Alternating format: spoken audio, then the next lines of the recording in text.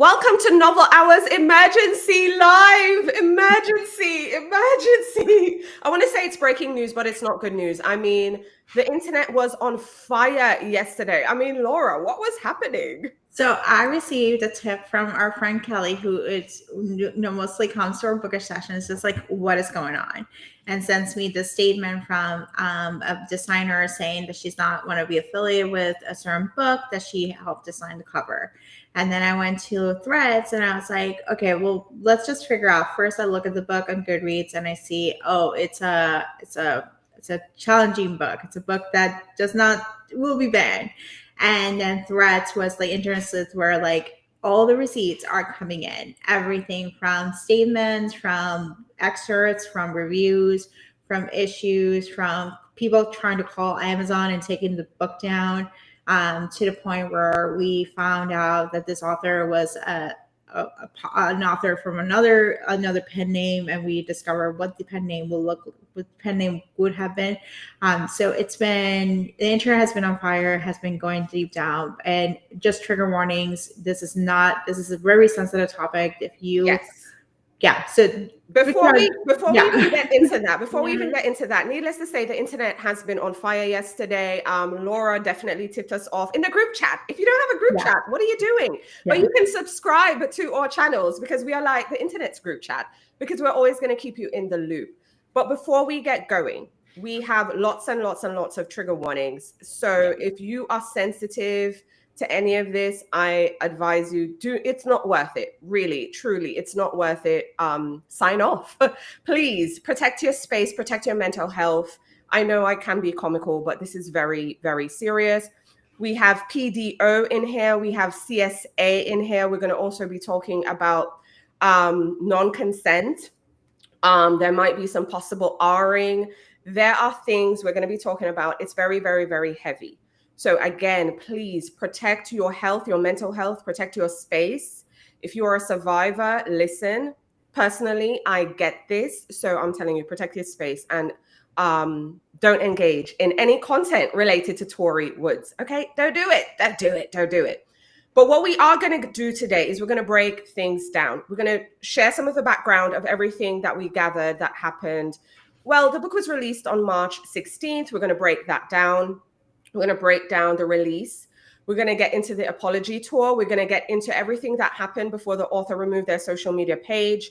They made an apology. Their team, their associates made an apology as well, and lots of other things. And then there is a past history with this author. There's some folks who are doing the Lord's work on Threads, doing the uncovering. People who have been on teams before have been making comparisons. I have links to sources in the video's description, but we'll be adding more sources as we go along. We'll also probably do an update when we go live tomorrow. Okay, so join us tomorrow for our original show live. But let me get into it because we do have a lot to cover. Okay, so if you are just joining us live, we are here to talk about the Tori Woods of it all. I'm going to refer to the book as DLY. Is it DLY? No, DLT. What's wrong with me? Dyslexia. DLT. Okay.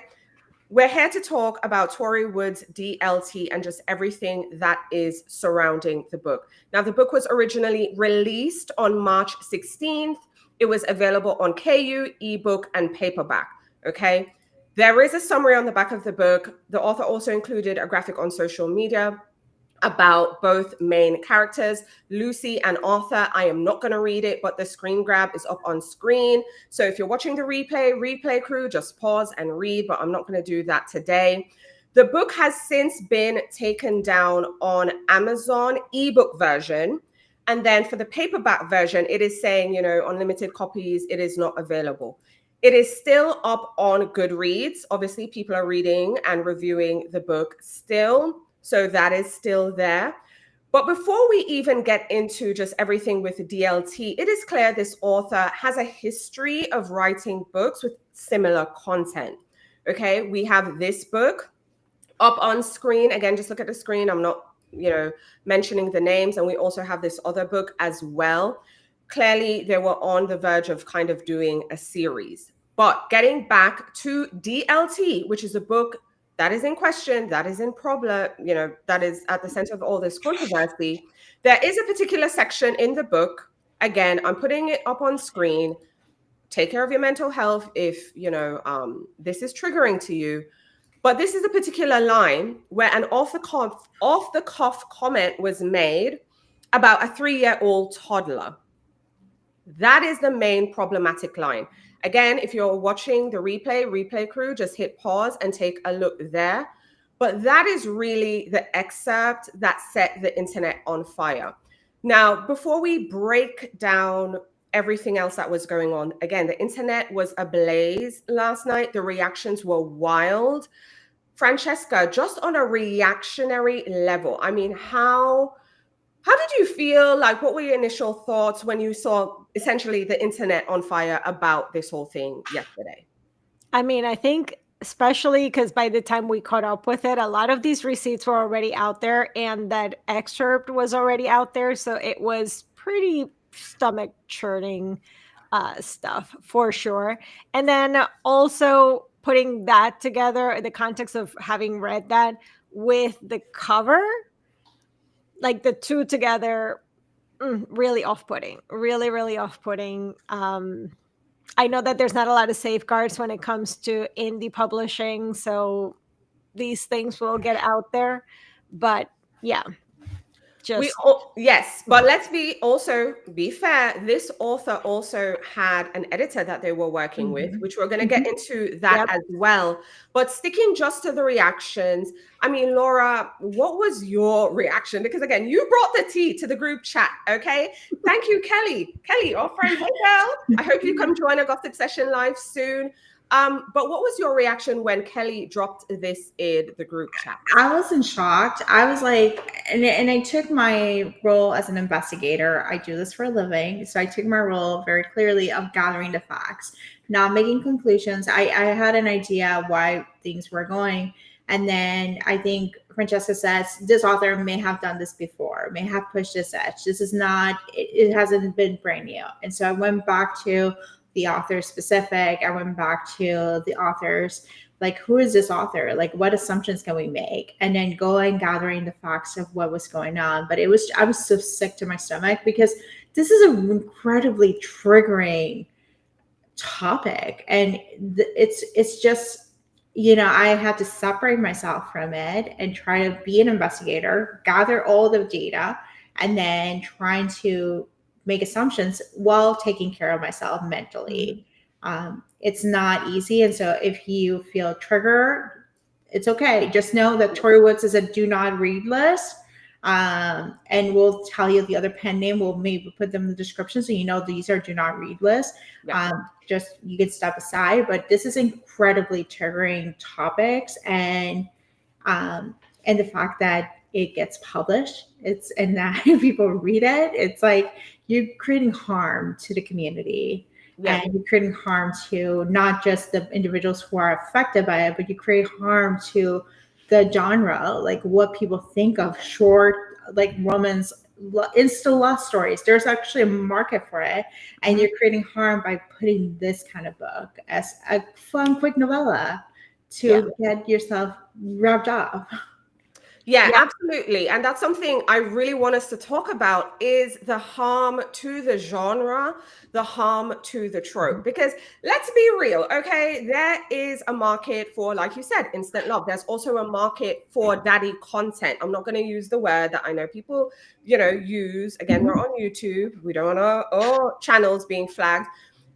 Francesca always says this, because you're the first person I heard with this. I don't want to yuck anyone's yum. I remember you always saying that. And I'm like, facts.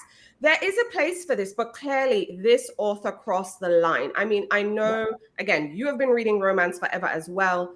What were your thoughts as it relates to like the harm with the genre? Also, let's remember, books are being banned right now on the premise of hella problematic content. And listen, I've done numerous videos on the channel about banned books. And this author, let me get the cover back up there, isn't helping our cause, is not helping at all. Fran, what's your take on the genre, the harm, but also the fact that we also don't want to yuck other people's yum? Yeah.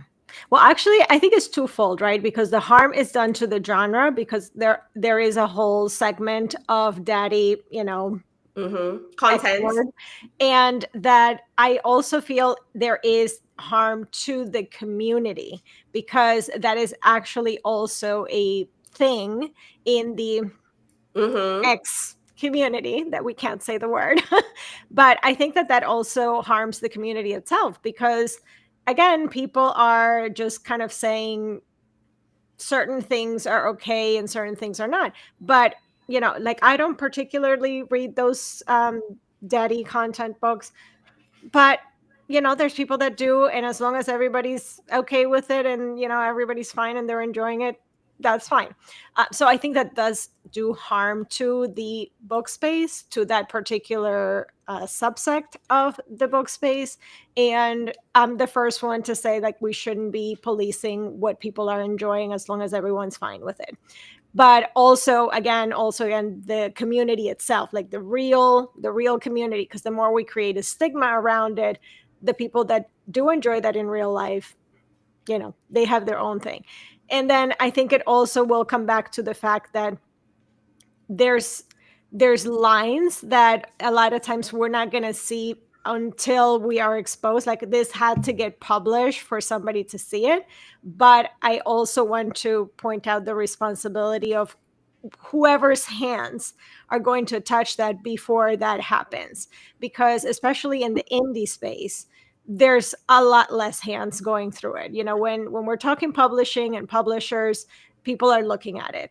But when we're talking indie, maybe not a lot. I mean, there could be authors pushing publish, and they don't even get an editor. So I think that whoever is in the like on the back end of the publishing, and especially with indie publishing, I think we have to recognize that those positions have to come with a certain level of responsibility, especially, like you said, in this day and age, because there are no other barriers that are going to police that. I feel like Amazon probably doesn't have the manpower to, like, check every single publish button that they have.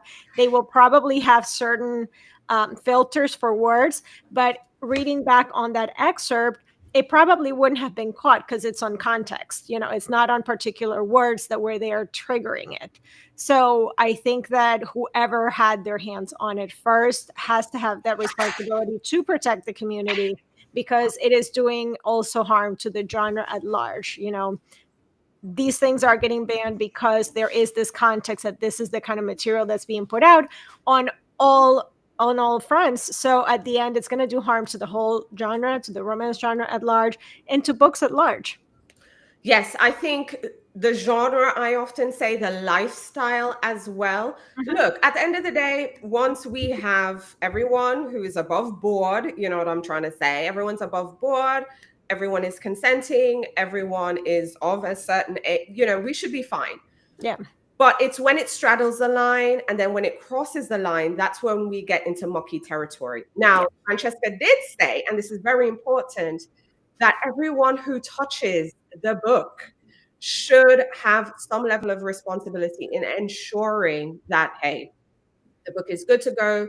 We're not just taking care of the genre and the larger community and readers and people who live this particular lifestyle as well. There's a lot of responsibility. And to your point, Amazon can't police everything. But when all of this blew up, right, on the internet, as of yesterday, when I checked, the author's social media account was still there. I woke up this morning, their social media account is gone. However, I do want to give credit to Hold Me Honey Baby on Threads, who got the screenshots. I was in my bed, okay? I was sleeping.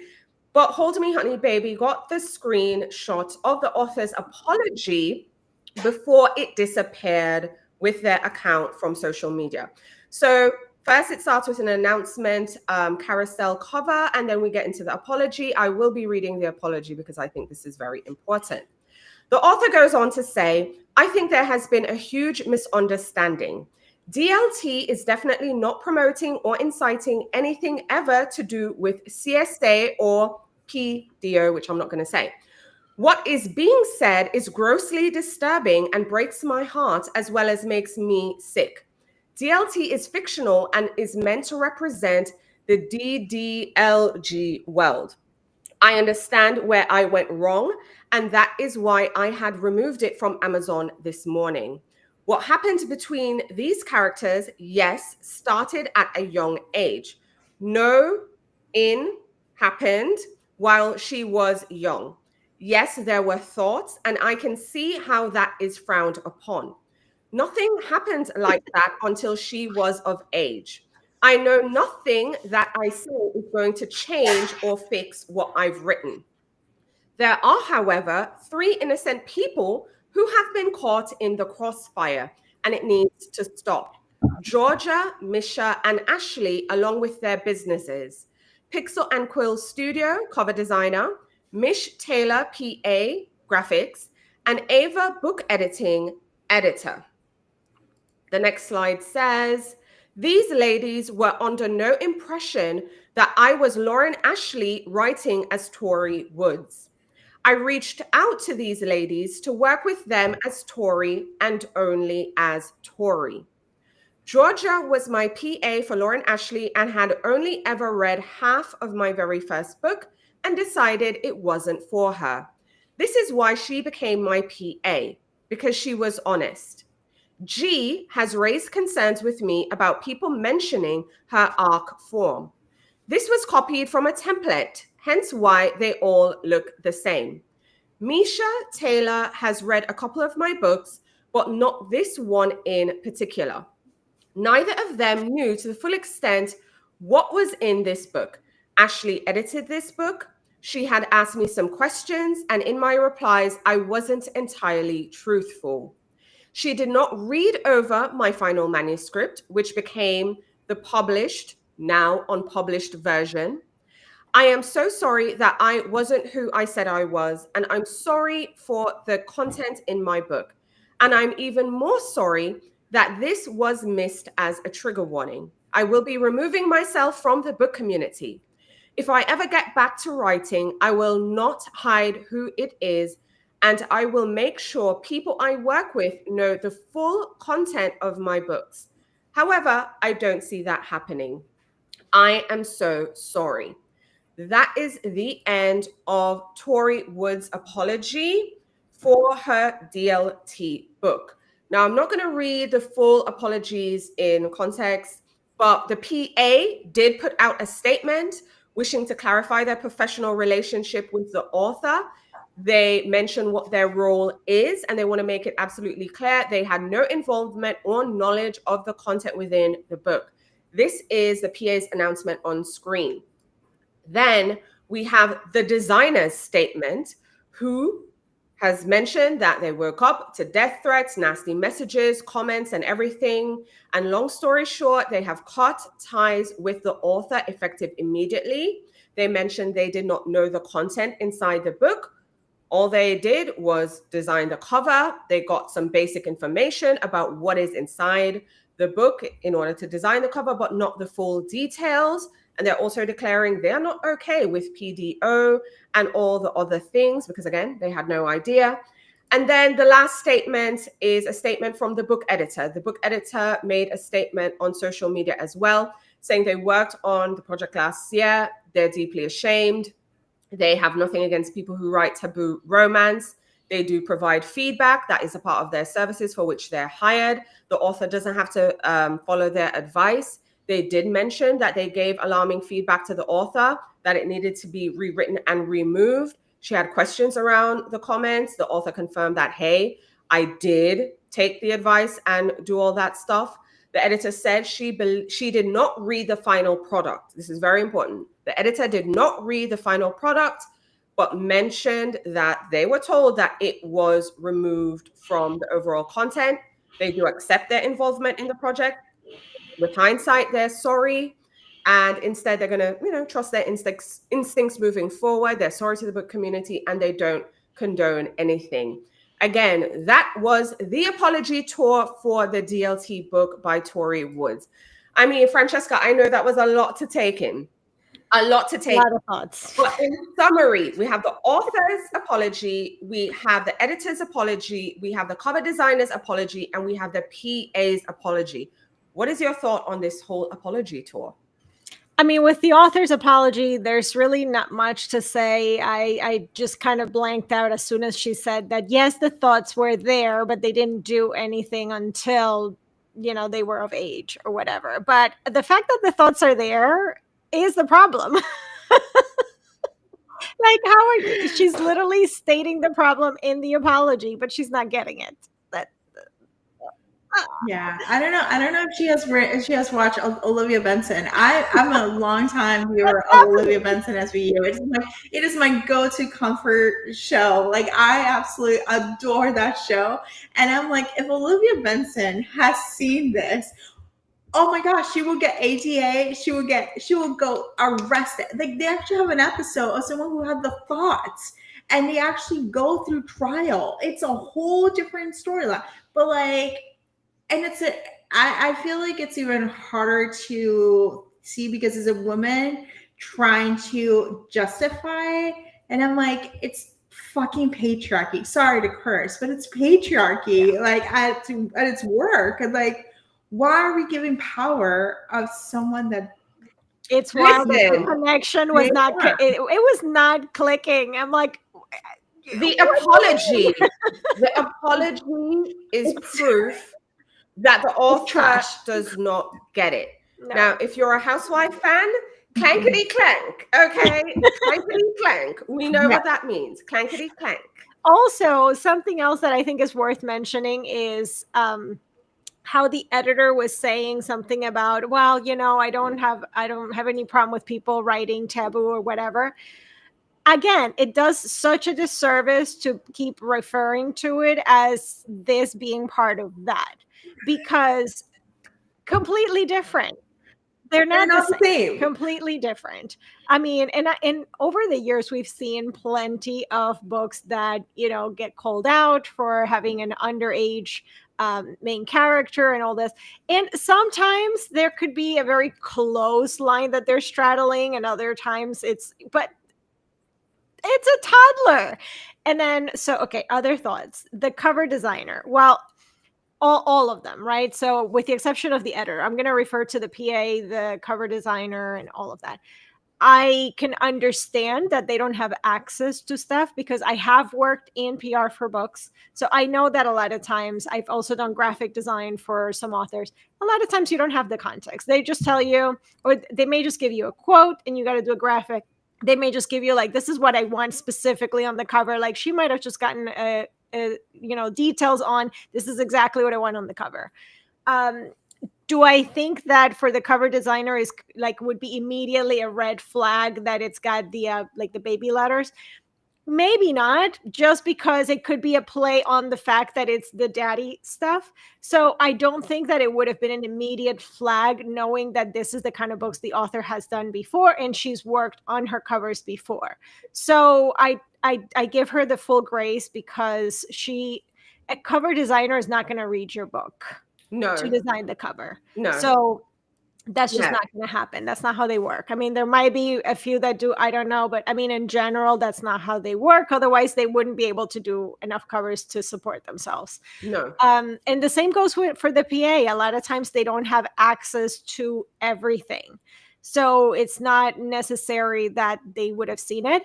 I think, again, going back to the conversation on who's going to take responsibility for protecting the genre, I think it's going to have to fall on these people that work in the indie industry to maybe be a little bit more conscientious of who they take on as a client, and maybe kind of like request that they have certain access and certain review to look at stuff. But I mean, this stuff is still going to happen. It's still going to fall through. So, now I'm not editor. Here's the thing though, and it goes back to being a service provider, also working with other service providers. It's like you do have a nuanced point of view.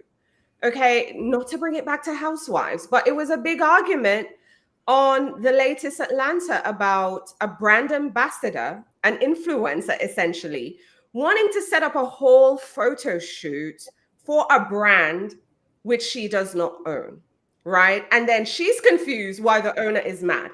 Because in in her mind, she's like, I'm promoting your brand. Like, I'm an ambassador, I'm an influencer. What's the big deal? But no, there are brand guidelines. There's certain things you need to follow. Now, bringing it back to DLT, Tori Woods, and the whole thing, just her whole team, I am going to give grace for everyone involved, because a PA doesn't have all the information to work on a project. They don't need all the information to work on a project. I've personally worked on books and helped organize things to promote books, find readers, solicit this, and I haven't read one page. What you get is a brief. These are the high points we want to hit, right? These are the terms we want to use. These are the things we want in the graphic. So do I believe the PA? 100%. The person I actually give the most grace to is the cover designer. Because, hello, I get cover designs done 5 times a year. 5 times a year. I hire my good girl, Lauren, okay? This isn't a friend thing. This is a paid transaction. I saw her work on Instagram. I sent a DM. Love your work. I'm in an emergency. That was the first contract I, ever had with her. Emergency. I need this cover design in like 3 weeks. What can you do for me? This is what I want to hit. I want it set here.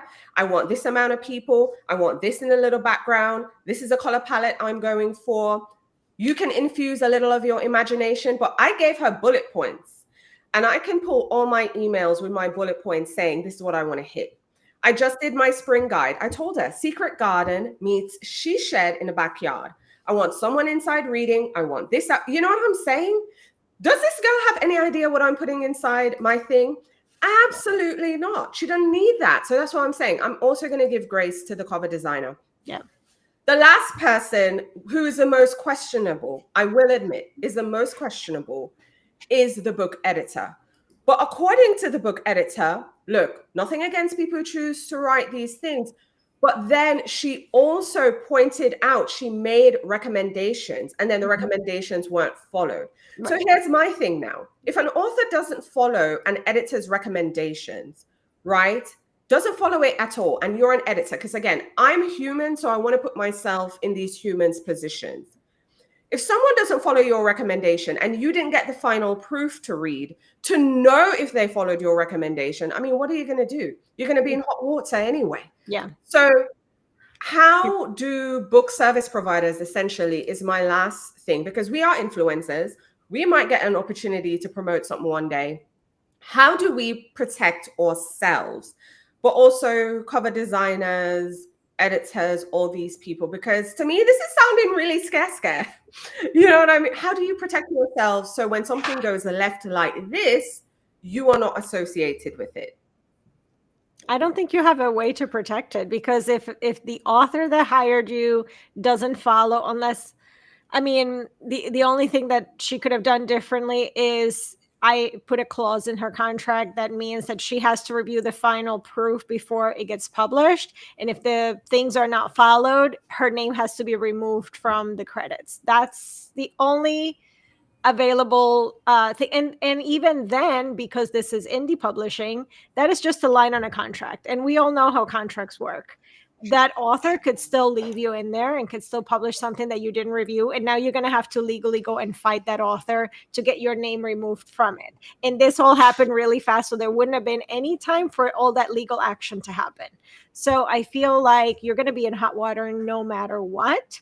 I think if you are working in the space where there is more questionable content, that could be, like any of these, not necessarily the age thing, but if you're editing in that space, in any kind of space where there is daddy stuff or anything that could lean, or age gaps or anything like that, you don't know what that content is going to be.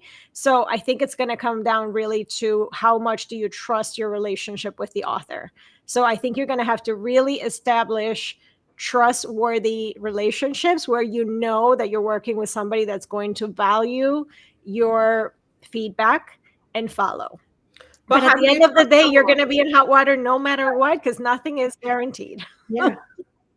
But this is, I just realized there's a parallel with, we talked about Sophie Lark a week ago, and it was the editor gave her feedback, and she's like, no, I went against the editor and I did this thing.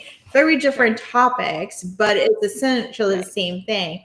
Editor is giving you feedback. Author is like, no, I have the final saying. In that case, there's a publisher, and we looked at the publisher. In this case, is an indie book.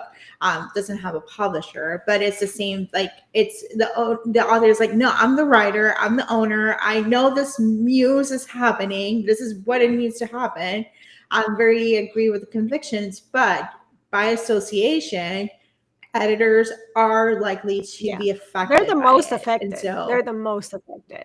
Yeah, for sure. It's kind of sad because, again, going back to Lauren, I've had a relationship with Lauren in 2021. Now she knows me. I know her vibe. You know, we're more in sync. But when you just meet someone when you're just starting a working relationship, that is difficult. It is hard. I can't suss you out immediately. It takes me time. So it's just difficult. All I'm going to say is, if you don't have a background in like marketing or PR or anything like that, and you're starting an online business, I'm going to highly recommend you take a crisis management course, because listen, it is inevitable in the book industry. Okay, we want to cover one more thing about the whole DLT and Tori Woods. Now, if you're just joining us live, again, take care of your mental health. If you see Tori Woods and that name in any video moving forward, you can just expect there's going to be PDO, there's going to be CSA. Some people might even get into conversations about consent and Ring. So again, take care of yourself. But I do want to mention, because I know I read Tori Woods' apology online. I did the whole read of the apology. Part of the apology mentions their pen name. And the reason is because we have internet sleuths, okay? We live in the year of our Lord 2025. Internet sleuths are going to find out things about you. You can't hide this. So I want to give credit to Jess McFarlane, author on Threads, who posted this hours ago. And again, this is preceding some of the apologies, but these are people putting it together, saying Tori Woods is Lauren Ashley. And look, not the Lauren Ashley you know. Let me just put this out there. It is this Lauren Ashley who wrote this book, Pieces of Us, where there's a whole drama around that. But I just want to say it's not the one you think. So let's get back to it. So they're saying Tori Woods is Elle Ashley, who plagiarized St. Moore's book, Barron's Second Chance, last year. Since being called out for that, obviously she abandoned the pen name. And she goes into all the details to say why I believe this is the same person. They also mention the fact that they have the same team, okay? The PA, the designer, and all the things. Again, if you're watching the replay or if you're watching live, you can also just pause and read the entire thread. I'm also including a link in the video's description to this thread. This person is also saying it's hard for them to believe that the previous team didn't know that Elle Ashley was Tori Woods. Of course, they're saying this is beyond gross. This is not a good thing. But of course, we don't condone harassment. Then there's another person online who put two and two together. This is Amelia Writes on Threads. I'm also including a link in the video's description so that you can see the full thread, but also giving credit because these people are doing the Lord's work.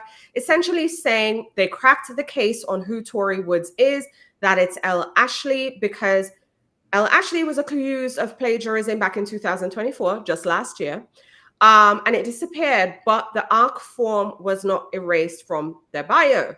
So they made a comparison of the ARC sign-up forms, clearly a classic case of duplicate. I am the queen of duplicating Google Forms. So they showed on the left one from Elle Ashley and one is from Tori Woods. So they put together the two. Now you might be wondering, who is Elle Ashley? Elle Ashley wrote this book, Pieces of Us. You can still find this on Amazon. So head on over to Amazon, where you'll also see the author's bio, which I have up here on screen. But what I want you to pay attention to is the reviews in the comment, the reviews that are in the comments on the Amazon of Pieces of Us. I screen grabbed one, but I'm telling you there are many others where the original review is deleted. So I'm back. Plagiarism. So since the author went through the trouble to remove all the paperback and all the reviews with it, they're taking time to comment again and mentioning that it was plagiarized from St. Moore's Barren Second Chance. I'm not going to read the person's entire review, aka comment, but of course they included screen grabs of the book to say it's not just your classic case of common themes and things. This is straight up plagiarism. There are many other instances. There are many other people who screen grab different sections of the book to kind of make their point. So with that said, I felt the author came under pressure, which is also why in their apology, they made mention of their previous pen name, Lauren Ashley, writing as Tori Woods. So yeah, I think this is a whole mess. Francesca, what are your thoughts on, in the apology, us also getting acknowledgement that, oh yeah, I was this problematic author from last year who was out here plagiarizing people's books? I mean, that is, at first I was surprised. I didn't remember just by the name, but then once I saw the author's picture, it came back to me that there was something that happened before. I feel like two ways. For sure, in this case, I don't give as much grace to the team because they know who's paying the bill. So if that's the case, and if this is that person, then I definitely don't give them grace on that. But on back on the topic of would they have known anything, from what I saw, it's besides the plagiarism, which I mean, I feel like that should be grounds for severing your relationship with someone if you do find out that that's what they're doing. Because going back to that trust factor, if that is what they're doing, that is not a person that you're going to want to work for. But that's my personal take. So I don't know, maybe they just needed the money and they stuck with it. I don't know. I'm not here to judge their decisions, but they knew because someone is paying their bills. And I highly doubt that the author is doing like what she says, like I reached out, asked Tori, in what you're paying from like separate PayPal accounts. So like they don't know who you are. I don't buy that. I don't believe that. So I don't know. Laura, what do you think about the unraveling of the fact that Tori Woods is Elle Ashley, who wrote Pieces of Us, who clearly had a whole plagiarism scandal just last year, to then now come back and have the scandal for DLT? I think it's just a matter of like people are dumb and they think that they can get away with it. And they just like, it's like the dumbest thing. I'm like, okay, you didn't, the ink was not even dry with the last scandal. Let's just start a new thing. But we've seen this time and time again. Authors are like, oh, just get a new pen name. But I'm like, and then I'm gonna do something dumber. It's like, no words, but then again, like this is what we see in white collar crime. Like this is kind of like you're dumb, and then you more dumb. But I mean, she told us that in her apology video because she didn't see the problem. Yeah. So obviously, the thing is that she's not seeing that the things that she's doing are bad. Yeah. I think it's wild. Okay, so this is where I straddle the fence, a la Callan Huger, who's not a really good comparison right now, but she's in jail. She's in jail. Okay? So clearly, that's a whole story. In state prison, just be fine. That's not Camp Cupcake. State which prison. Is terrible. You don't want to go to state prison. You don't want to go to prison at all. But getting back to the topic at hand, in the beginning, right, when we were talking about DLT, and then we're talking about the apology tour and the PA statement, then the designer's statement, and then of course the editor's statement, I was like, okay, I'm going to give some of these people grace. Obviously, I wasn't giving the editor as much grace, but then if the editor gave the recommendations and the author didn't take the recommendations, and I'm like, what are you going to do? However, when I found out that Tori Woods, who is Tori Woods, is clearly this Elle Ashley person who wrote this book, who clearly had many, many, many claims of plagiarism, lots of proof. This isn't coincidence.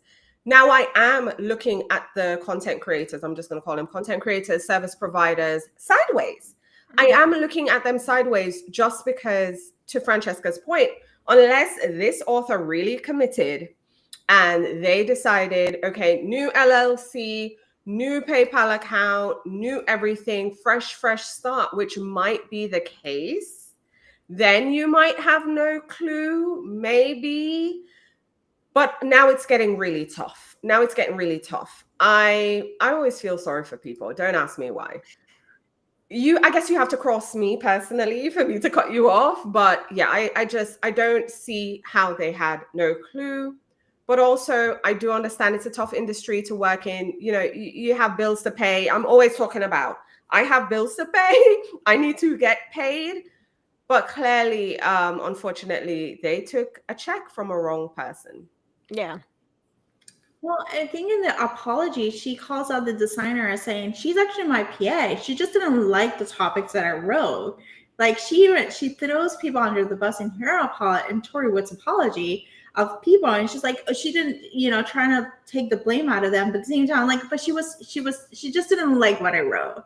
And so it asked the question, okay, and I understand, like, money's money, and not everything, it's times are tough. We're extra are $20, so obviously things are actually in a tough place, but at the same time, is what is real, like taking what's your, how much involvement you had, how much involvement you did not have. And obviously Tori is still doesn't see anything wrong, and she's trying to take the blame but still throwing people under the bus in the same time. So she's not a good person. Yeah, and actually going back to the taking money or whatever, when I was working in PR, I worked for books that I liked, and I also worked with books that I didn't like. Content was not questionable, just I didn't like the book.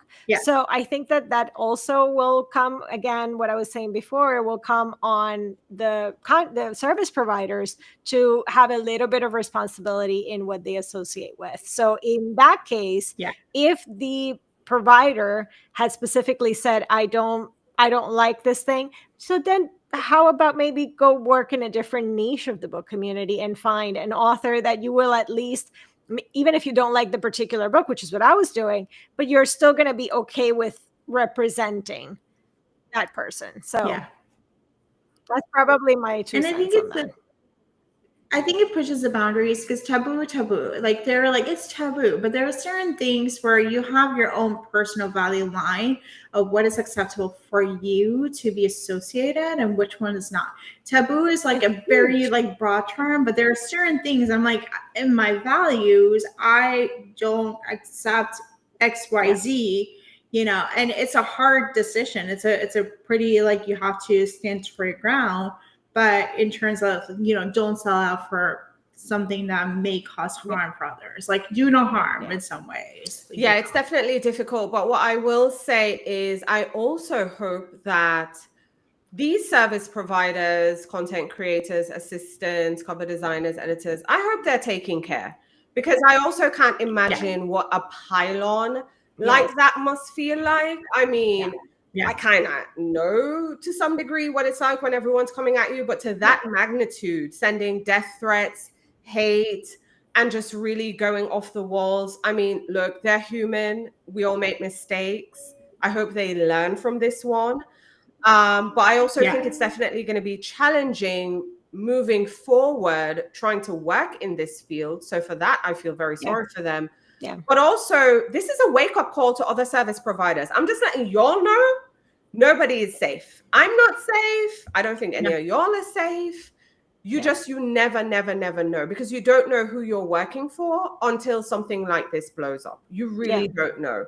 And if you are going to have to proof a book before you work on it, you're not going to have time to work. I'm going to promise you that.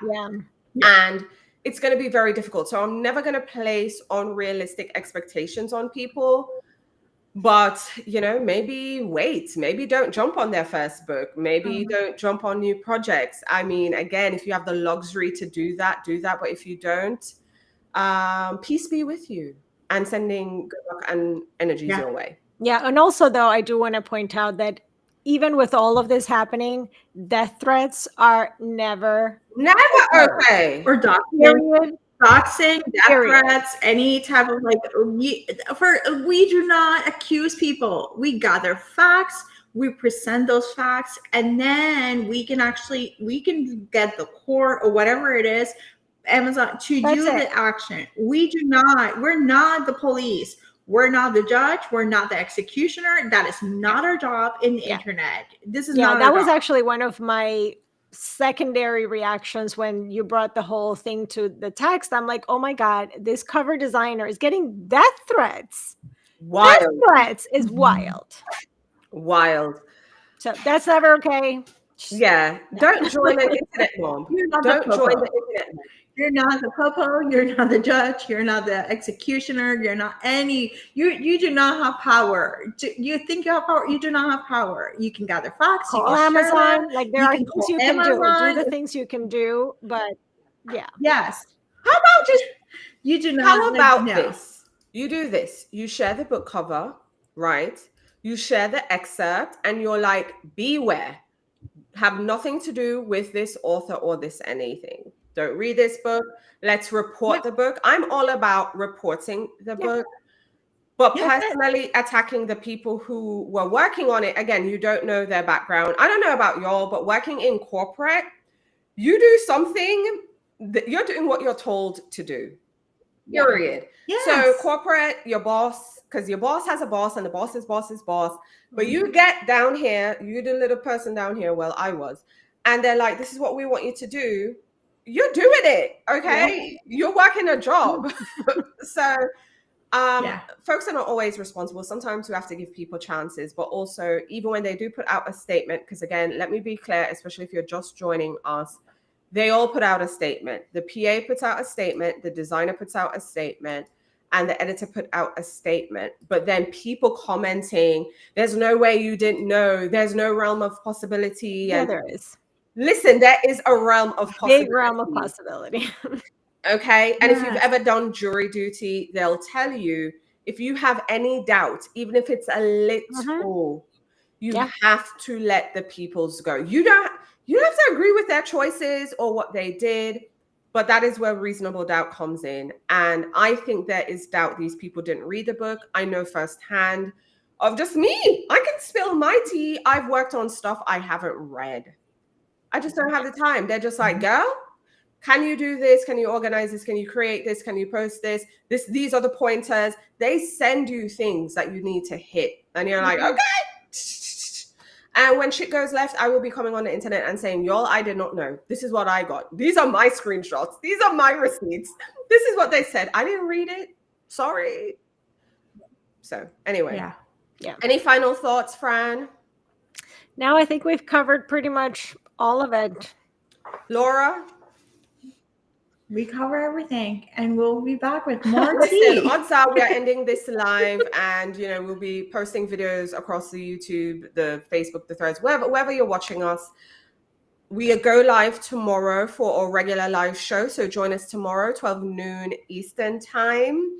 We're going to be talking about women in history. We also have some historical drama as well. So we'll be surprise.